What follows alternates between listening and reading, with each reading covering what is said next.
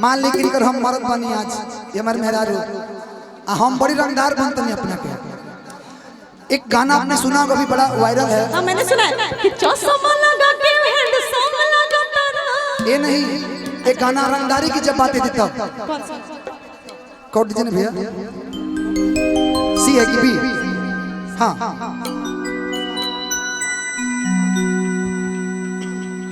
कि उठवाई ले हम हिंदावा के दिन में। देखिए रील आजकल लड़की जो लगा रहा है कि उठवाई ले हम सारावा के दिन में, अरे थाना बाटे हमारे जमीन में। ये स्टेटस लग रहा है, लेकिन एक यूपी में अभी स्टेटस लगा था।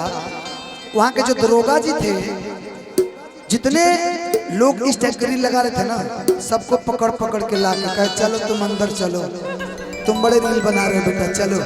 तो एक लाइन आपके लिए कि गहुआ जवार में बनेला सरताज हो, कि ऐसन बा भोगासी कि करे सब नाज हो, कि हीरावा मोरे हीरावा मोरे हीरावा,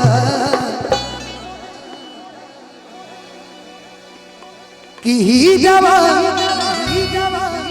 मोरे हीरावा मोती मूंगवा, अब हरी बनेला रंगबाज खींचेला घरे लुगावा, बहरी बनेला रंगबाज खींचेला घरे लुगावा, अरे गहुआ जवार में बनेला सरताज हो, ऐसन बाबो बासी की करे सब नाज हो, हीरावा मोरे हीरावा मोरे हीरावा, हीरावा मोरे हीरावा मोती मूंगवा।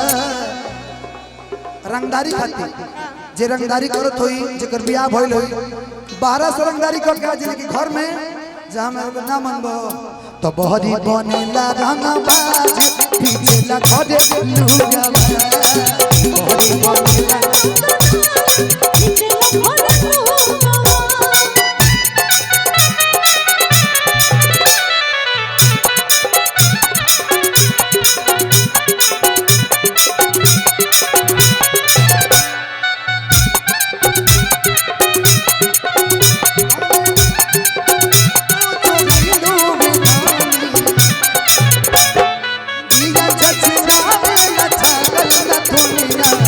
पागल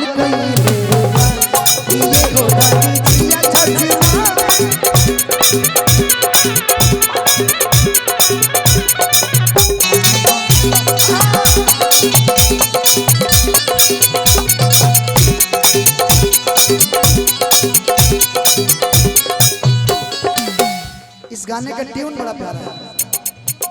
पियावा से डर बड़ी लागे, गुंडा भीतर घर कांपे,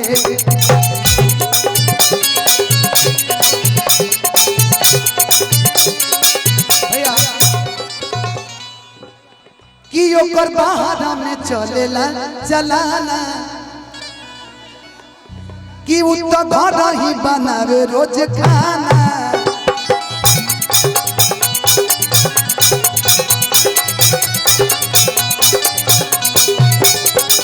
हीरावा मोती मूंगवा मोरे हीरावा, हीरावा मोती मूंगवा मोरे हीरावा, बहरी बनेला रंगबाज खींचेला घरे लुगावा, बहरी बनेला रंगबाज खींचेला घरे लुगावा।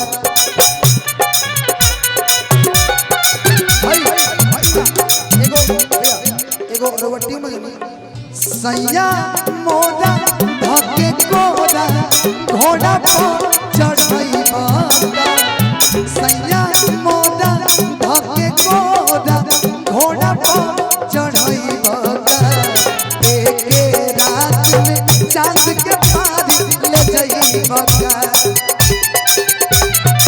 बहरी बनेला रंगबाज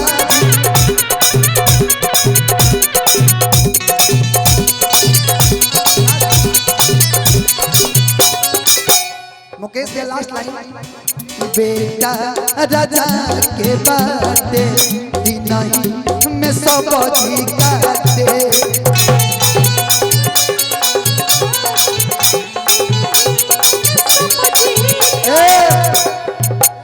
कि बेटा मुकेश के बाटे आदि नहीं में सब जी काटे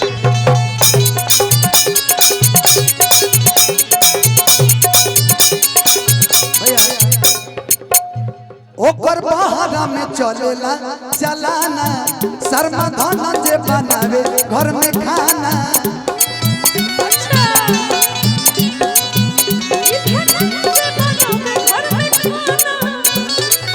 हीरावा मोर हीरावा मोती मोगवा हीरावा मोर हीरावा कोला सुगवा तब हरी बनेला रंगदार बनावे घर में खाना खिचला घर में लोग आओ तो बहुत बनेला रंगबाज